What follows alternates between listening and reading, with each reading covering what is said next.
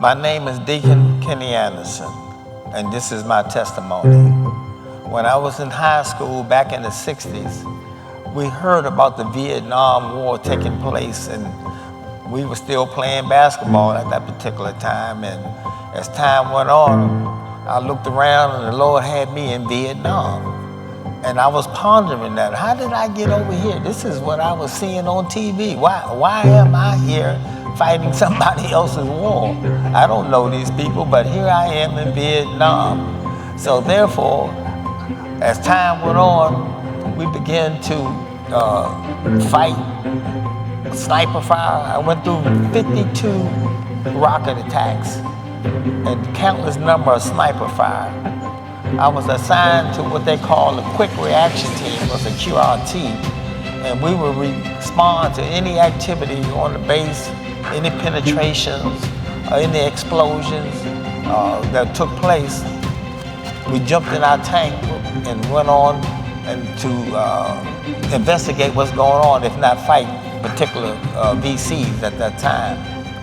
So during a certain time of the year, this particular time in 1968, they had the Tet Offensive took place, which is the celebration of the Vietnamese New Year's. There was the North Vietnamese and the South Vietnamese. The North Vietnamese is the part of the country that we were fighting, and they were different altogether. They were larger people, pretty much the size of Americans. Then you had the Southern Vietnamese that were smaller people.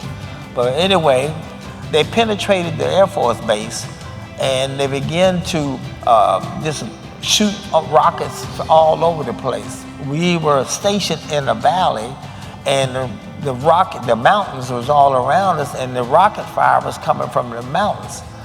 And during that time I was in Vietnam, I went through 123 rocket attacks that had taken place. Then they penetrated the base. I was on the flight line, I jumped into the bunker, and man, planes was exploding all around me. They were equipped with a bomb called napalm, which they was gonna fly out in the early morning and on their missions, but they got us by surprise. Planes was blowing up, shooting B-40 rockets on us. Everything was chaotic. They were full of drugs, and they penetrated the base, and we were out there firing to keep from getting killed ourselves.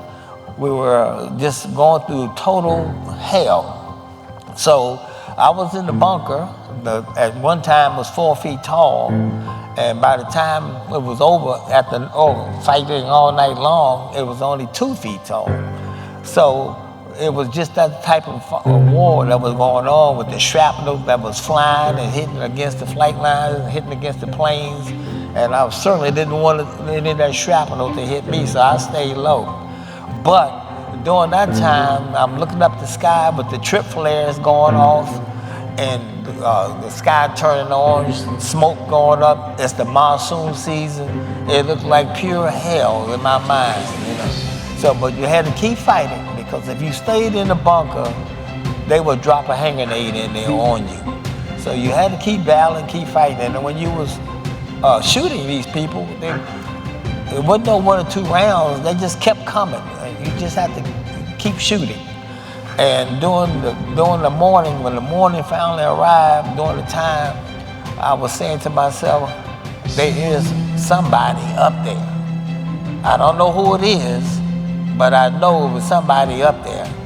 And that somebody up there protected me, because I had the opportunity in my mind during all this war that I read my own obituary column, my parents' name, the high school I went to, the whole list went on. So when you normally read your own obituary column, you don't make it. So my buddies came out that morning looking for me, and they said to themselves, man, we thought you were dead. I said, I thought I was too, but I realized that there is somebody in heaven. And that is my story.